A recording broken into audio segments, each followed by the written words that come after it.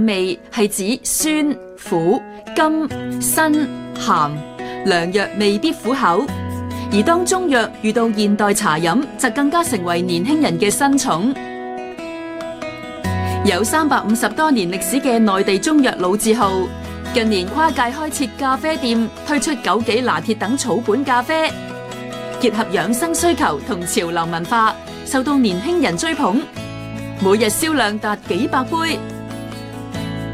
香港亦有咖啡店推出藥材咖啡，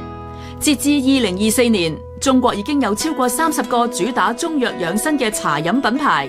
現製養生茶飲嘅門店超過6000間，較2023年底增加1倍。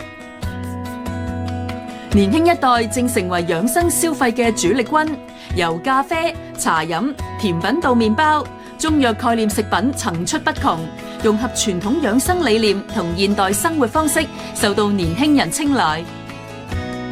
雖然唔可以代替治療，但中醫藥元素融入現代生活，有助建立養生觀念，傳承中醫藥文化。